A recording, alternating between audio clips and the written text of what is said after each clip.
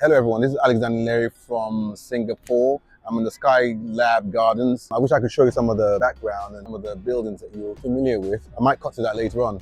Continue my deconstruction of macro market jargon, part 2.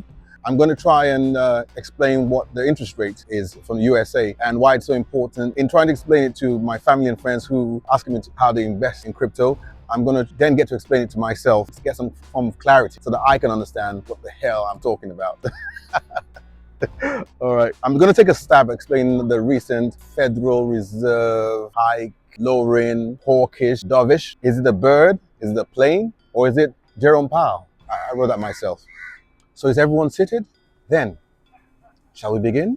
Now, the Federal Reserve, for all intents and purposes, is the central bank of the USA, and it controls the way that money swirls around the economy in the USA. It tries to manipulate it so that you don't have too much inflation or too much deflation or too much stagnation like you had in the 70s. So its basic job is try to stabilize inflation and maximize employment.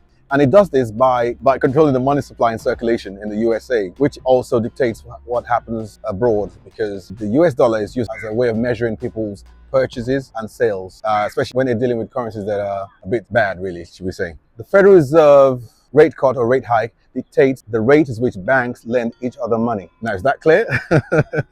Banks are required to keep a certain amount of money in reserve from what their clients deposit. And this is called the reserve requirement. When the interest rate is high, the banks have to hike up their rate so that they don't lose money, because they're going to lend the money at a higher rate to their customers. So when there's a lowering of the rate, they're able to lend customers at a lower rate. Now, when they're a little short, they borrow money from other banks at the rate dictated for by the central bank. That's worldwide, I'll have you know. This is the interest rate every macro market influence banks on about. So now you know. Down here, it should say interest rate hike.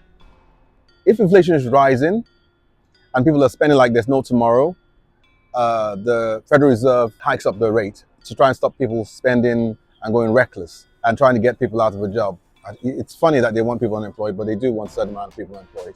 Pointed out as hawkish. So this causes banks like Chase Manhattan, Wells Fargo to increase their rate to their customers. And this causes their customers to sulk and say, I'm not borrowing any money at that rate. Do you think I am? On the other hand, like what we had recently, if the economy is slowing down and we're dipping into a recession and people don't want to spend money, people don't want to borrow money, unemployment is increasing, then the Fed is incentivized to lower the interest rate. This is referred to as dovish in the macro market jargon. So that means they're leaning more towards lowering the rate. Now, we can say that when Jerome Powell spoke about this maybe 2 or 3 weeks ago, he was leaning dovish. So people were already preparing for a 5 basis points, 50 basis points, 25 basis point lowering. Now, what does this do?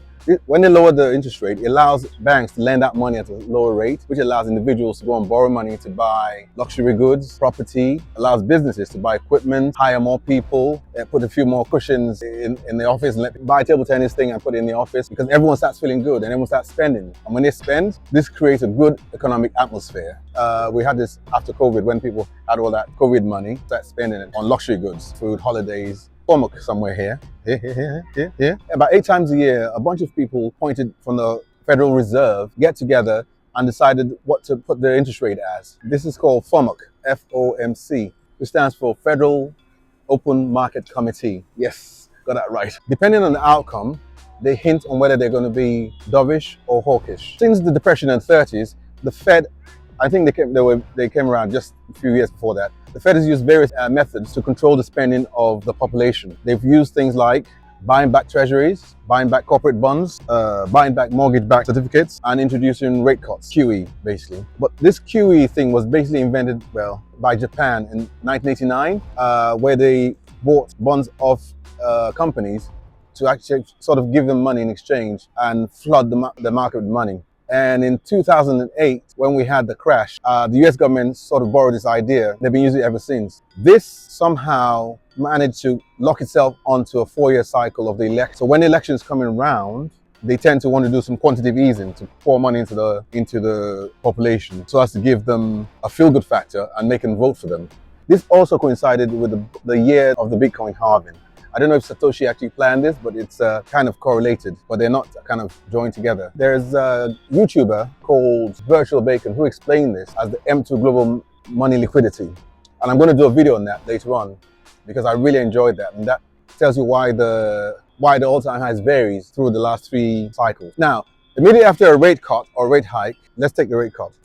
Businesses don't go straight out, start borrowing money and buying this and buying equipment and everything. It takes a while for it to get into the system. The only people who change overnight are traders in the stock market, people who trade in risk on assets, for instance, crypto. Yes. So last night, and Jerome Powell, the former, announced the cut by 50 basis points.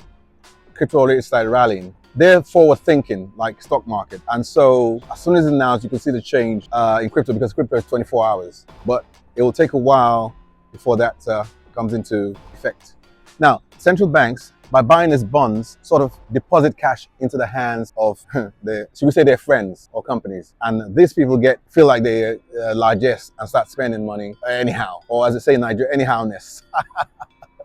This leads to the money trickling down to the upper middle class, and then it trickles down nowadays to the crypto bros, where they then go crazy. I believe this is called the Cantillon effect. If this is correct, I will stick this in the video. In my next video, part 3, I'll explain the M2 liquidity jargon, and that would be more leaning into how it affects crypto. Remember, this is not financial advice, it's educational. This is Alexander F. Onilere from Singapore Gardens saying ciao.